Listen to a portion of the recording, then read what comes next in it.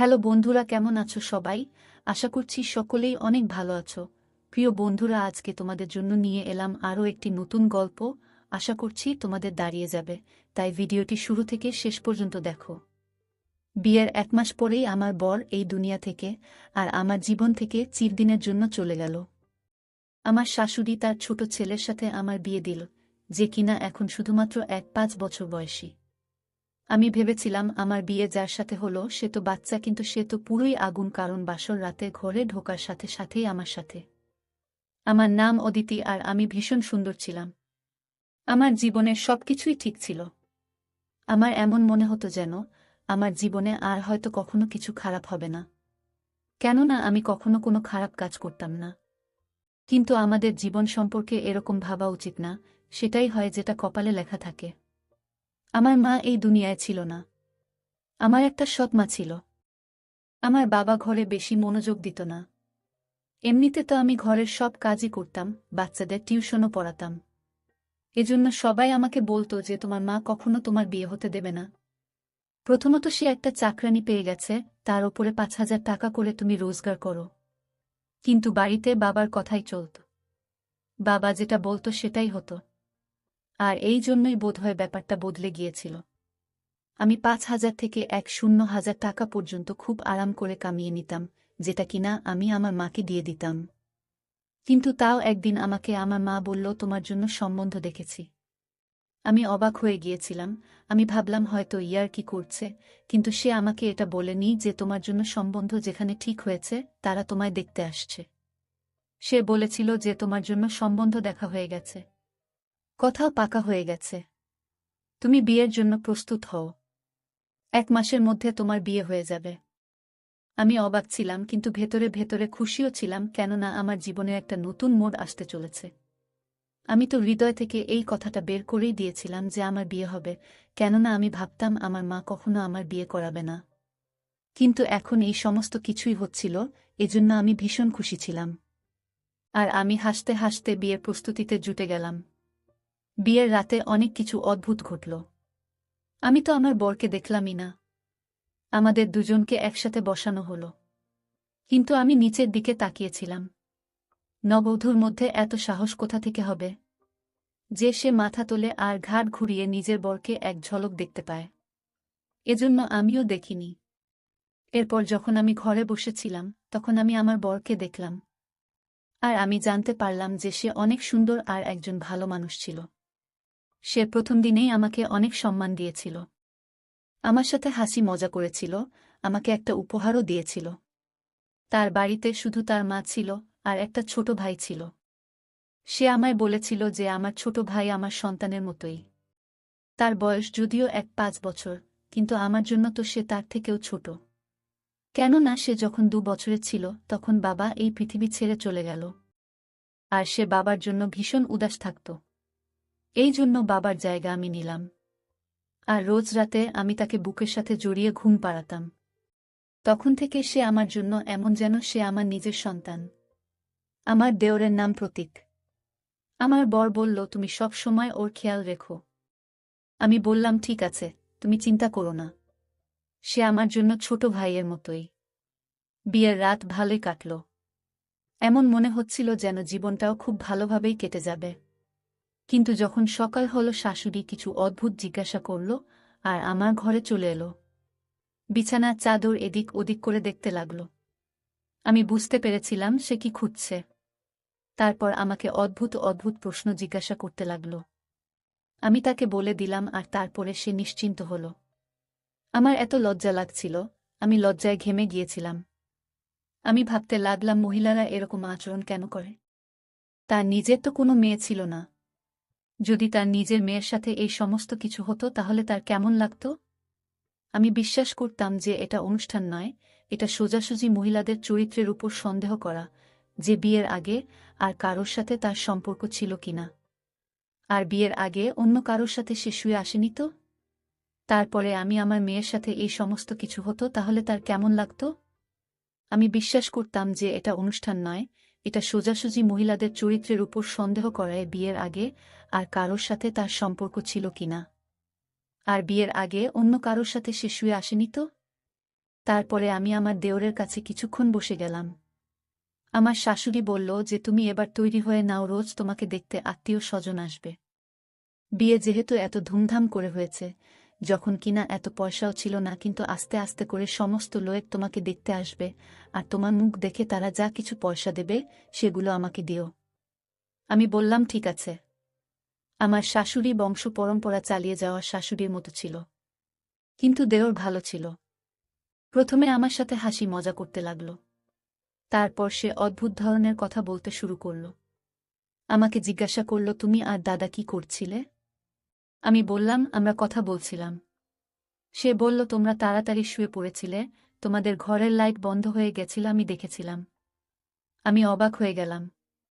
আমি বুঝলাম ও আমাদের ঘরের বাইরে বসেছিল। ও আমাদের কথা শুনে নেয়নি তো? আমি ভীষণ লজ্জায় পড়ে গেলাম। কিন্তু সে কথা বলতে লাগল, এমন করে বলতে থাকল যেন সে কিছু জানেই না। এজন্য আমি আর বেশি কথা বাড়ালাম না। সে বলতে লাগল, তুমি কোথায় ঘুমাও? দাদা কোথায় শোয়? আমি কিছু বুঝতে পারছি না, একে আমি কি জবাব দেব? তারপর জিজ্ঞেস করতে লাগল, তোমরা দুজন কি একসাথে শো? আমি ভীষণ লজ্জায় পড়ে গেলাম। সন্ধ্যাবেলায় আমি আমার বরকে এই কথাটা যখন বললাম যে সে এভাবে আমাকে প্রশ্ন করছিল। অদ্ভুত কথা, এত ছোট বাচ্চার মাথায় এত প্রশ্ন। আমার বর বলল, আমি তোমাকে বলেছিলাম তো, তার খেয়াল রাখতে হবে তোমায়। তুমি প্রথম দিনেই তার অভিযোগ আমাকে জানাচ্ছ? আমি বললাম, আমি অভিযোগ জানাচ্ছি না, কিন্তু আজকালকার বাচ্চাদের মাথায় এই ধরনের প্রশ্ন আসা তো উচিত নয়। আমার বর বলল, সে তোমাকে এমন কিছু প্রশ্ন করেনি। ওই সমস্ত ভেবে প্রশ্ন করেনি, এই বয়সে এই ধরনের জিজ্ঞাসা মনের মধ্যে আসে। মানুষ জিজ্ঞাসা করতেই পারে। আমার ভাই ভীষণ নিরীহ। তার খেয়াল রাখতে বলেছিলাম আমি, তার দুর্বলতা বা ভুলগুলো খুঁজে খুঁজে বের করতে বলিনি। সে বেচারা তোমার আগে পেছনে ঘুরতে থাকে, বৌদি বৌদি করে, তার মুখ কখনো হাঁপায় না, আর তুমি যে ওর জন্য এরকম ধরনের চিন্তাভাবনা রাখো। আমি তো অবাক হয়ে গেলাম যে আমার বরের কি হয়ে গিয়েছিল। সে সত্যিই নিজের ভাইয়ের ব্যাপারে অনেক বেশি নরম আর আবেগপ্রবণ ছিল। এই কথাটা বুঝতে আমার বেশি দেরি হয়নি যে যদি আমার বরকে খুশি রাখতে হয়, তাহলে তার সামনে তার ভাইয়ের বিষয়ে খারাপ কথা বলা চলবে না, না হলে তার খারাপ লাগতে পারে। এরপরে আমি এরকম কিছুই বলতাম না। আমাদের বিয়ে হয়েছে মাত্র 1 সপ্তাহ হলো। আমার বর সোজাসাপটা মানুষ ছিল না। সে আমার সঙ্গ দারুণভাবে উপভোগ করত। সে আমাকে ছাড়তেই চাইত না। একদিন তো সকালবেলায় আমার শাশুড়ি আমাকে ডেকে ডেকে হয়রান, কিন্তু আমার বর তার কাছ থেকে আমাকে উঠতেই দিচ্ছিল না। সে বলছিল, আমার সাথে ভালো ভালো কথা বলো, আমার চোখের দিকে তাকাও। তুমি কি কখনো সিনেমা দেখনি? যেমন সিনেমায় হিরো হিরোইন একে অপরের সাথে বসে কথা বলে, তেমন তুমি আমার কাছে বসে থাকো। আমি বললাম, তোমার মা আমায় ডাকছে, হয়তো কাজ আছে, কেননা 10টা বেজে গেছে। সকালের 4টে বা 5টা তো বাজেনি। কিন্তু আমার বর আমার সাথে কথাই বলতে থাকছিল। আর তারপর সেটাই হলো, আমার শাশুড়ি আমাকে বকা দিল। আমি এইসব লোকেদের বুঝতে পারছিলাম না। এরা একটু অদ্ভুত ছিল। আমার শাশুড়ি বলে দিল, তুমি তো আসতেই আমার ছেলেকে নিজের আঙুলে জড়িয়ে নিয়েছ। তুমি ছাড়া তো সে আর কিছু দেখতেই পায় না। আমি বললাম, এরকম তো কোনো ব্যাপার না। এবার সে যদি নিজে থেকেই আমার পেছনে পেছনে ঘোরে, তাহলে আমি কি করতে পারি? কিন্তু আমার বর আমাকে বলেছিল আমার মায়ের সব সময় খেয়াল রাখবে, তাকে খুশি রাখবে, এজন্য আমি পুরো ঘরের কাজ ভালোভাবে করতাম। কখনো কিছুই বলতাম না, কোনো জবাব দিতাম না। আর যদি জবাব দিতাম, অন্যভাবে দিতাম, যাতে সে রাগ না করে। আমার বিয়ে হয়েছে এখনো 1 মাসও হয়নি, যখন আমি একটা বাজে খবর পেলাম যে আমার বর এই দুনিয়া থেকেই চলে গেছে। এরপর আমরা অনেক বেশি সমস্যার মধ্যে পড়ে গেলাম।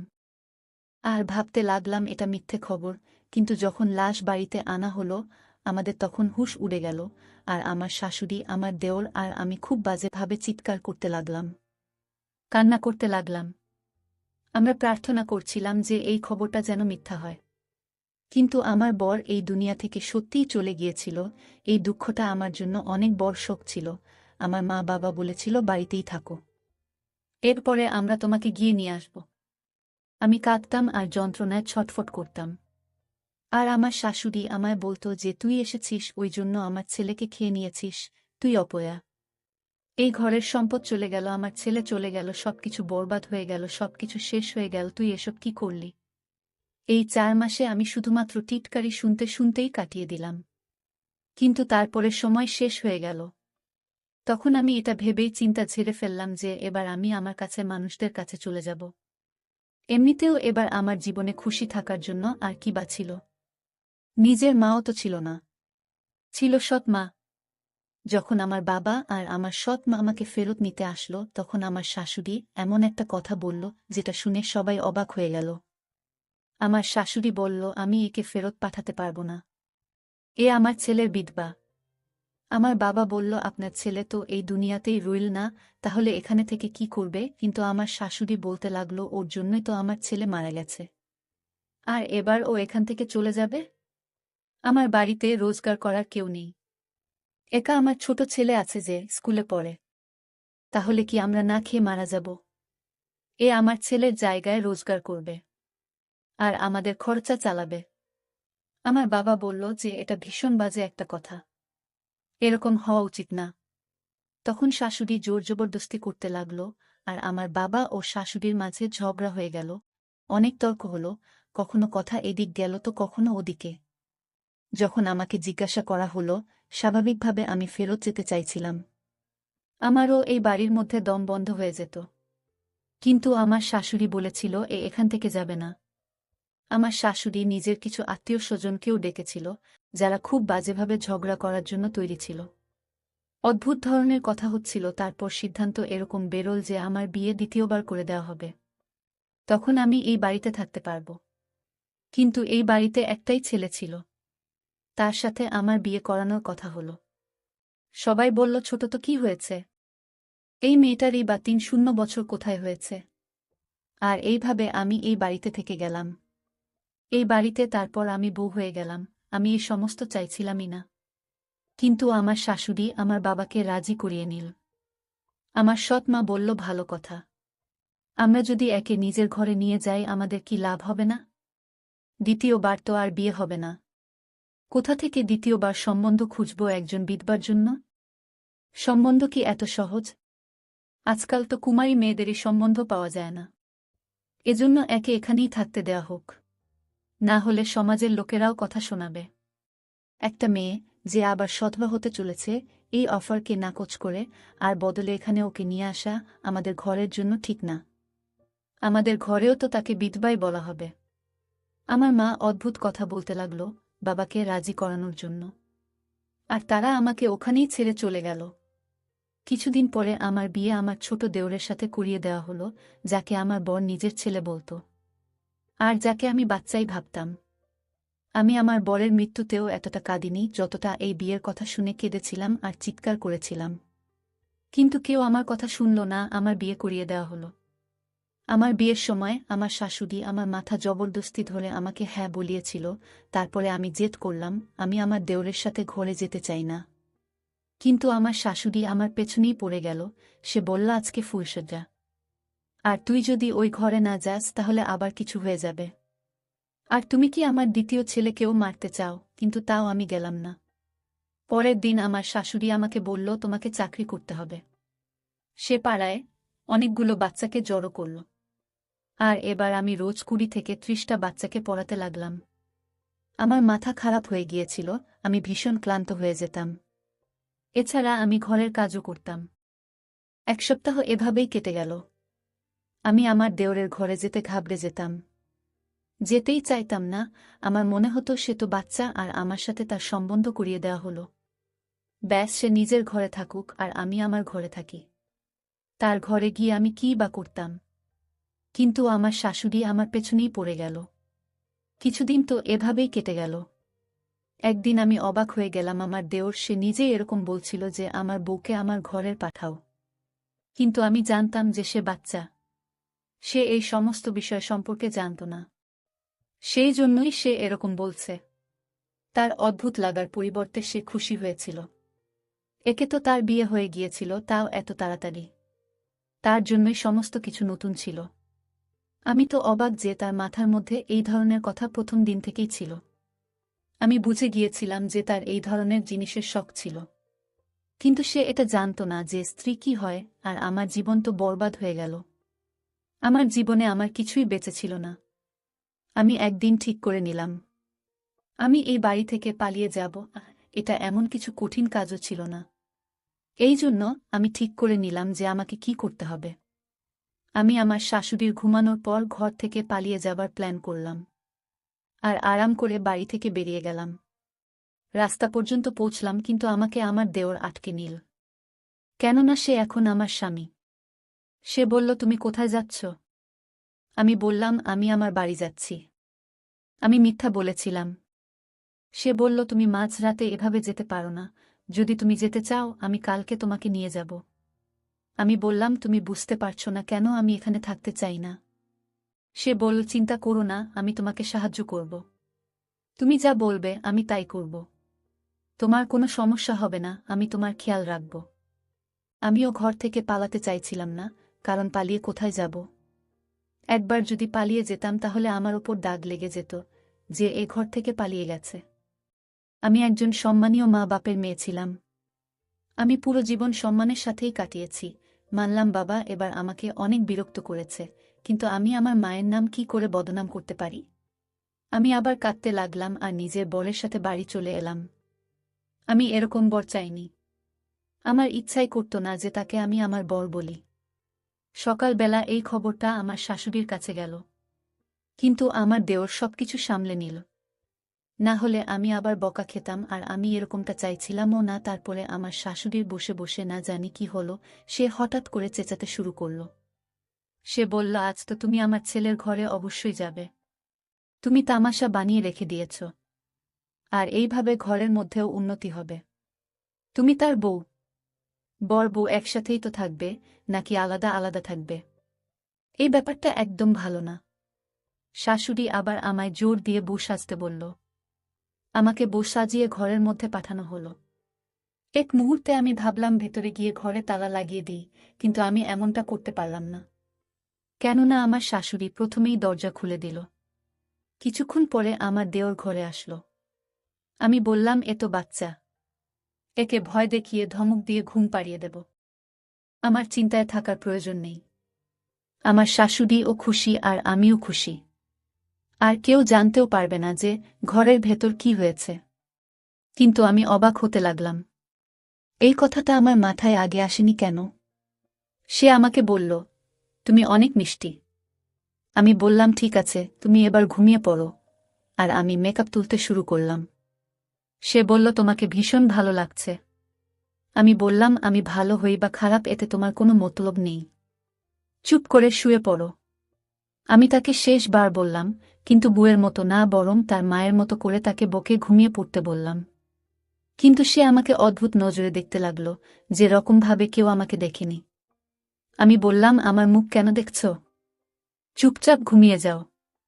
আমি এখনও তার উপর রোয়াব জমানোর চেষ্টা করছিলাম, যখন কিনা আমার একটু ভয়ও লাগছিল। কিছুক্ষণ পর সে আমার হাত ধরে নিল আর আমার মুখে থাপ্পড় মেরে দিল। আমি অবাক হয়ে গেলাম। সে বলল, তোমার কোনো শিক্ষা নেই যে নিজের বরের সাথে কিভাবে কথা বলতে হয়? আমার ওপর তুমি চিৎকার করছ? মূর্খ মহিলা! আমি বললাম, তুমি সবেমাত্র জন্ম নিয়েছ, আর বর হওয়ার জন্য কান্নাকাটি করছ? তুমি আমার বর নও। সে বলল, আমার তো তোমাকে প্রথম দিন থেকেই পছন্দ ছিল। তুমি জানো তোমাকে পাবার জন্য আমি কি করেছি? নিজের বাবার মতো দাদাকে খুন করেছি, কেননা আমি তোমাকে পেতে চাইতাম। এটা শুনে আমার হৃদয় কেঁপে উঠল। সে নিজের দাদাকে নিজে মেরেছে। সে বলল, আমি আমার দাদার মোটরসাইকেলের হ্যান্ডেল খুলে দিয়েছিলাম, যার জন্য সে একটু এগিয়ে তার হ্যান্ডেলের উপর থেকে নিয়ন্ত্রণ হারিয়েছিল, আর তার অ্যাক্সিডেন্ট হয়ে গেল। সবাই এটাই ভেবেছে সেটা একটা দুর্ঘটনা ছিল। সে দুনিয়া থেকে চলে গেল, যখন কিনা এটা একটা প্ল্যান ছিল। আমি অবাক হয়ে গেলাম যে সে আমার বরকে খুন করেছে, আর এখন আমার বর হয়ে আমার সামনে দাঁড়িয়ে আছে। এ কোনো নিরীহ বাচ্চা নয়, এটা একটা শয়তান যে নিজের দাদাকে মেরেছে। আর এর দাদা যে একে এত ভালোবাসত, যে ওকে নিজের সন্তান ভাবত। এই যুগ কি এতটা খারাপ হয়ে গেল? আমি তো কিছু বুঝতেই পারছিলাম না। আমি ওখান থেকে চলে যেতে চাইছিলাম, চিৎকার করছিলাম, কিন্তু যখন থেকে আমি এটা জানতে পেরেছি যে আমার বরের মৃত্যু স্বাভাবিক নয় বরং তার খুন হয়েছে, তখন আমি 1 সপ্তাহ পর্যন্ত অজ্ঞান হয়ে রইলাম। সবাইকে সবকিছু বললাম চিৎকার করে করে। কেউ আমার কোনো কথাই শুনল না। সবাই বলল এরকমটা হতেই পারে না। সে তার ভাইকে কখনো মারতেই পারে না। তুমি মিথ্যা বলছো কারণ তুমি ওকে বিয়ে করতেই চাইছিলে না। আমার কাছে একটাই রাস্তা ছিল, আমি আত্মহত্যা করে নিচ্ছিলাম। কিন্তু আমাকে কেউ মরতেও দিল না। আজও আমি এভাবেই নিজের জীবন কাটাচ্ছি। আমি বুঝতে পারছি না যে আমি কি করব। এরপর ভগবান আমাকে একটা মেয়ে দিল।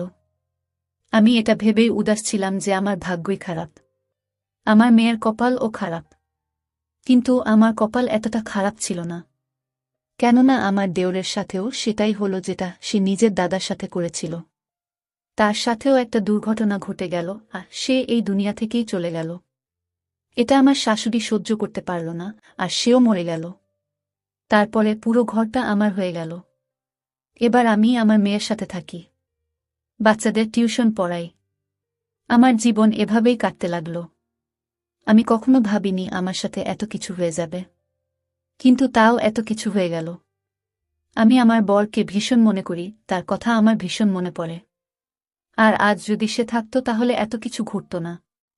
বন্ধুরা, আমাদের এই গল্পটি যদি ভালো লেগে থাকে লাইক, কমেন্ট, শেয়ার ও সাবস্ক্রাইব করে আমাদের পাশেই থাকবেন। ধন্যবাদ সবাইকে, ভালো থাকবেন।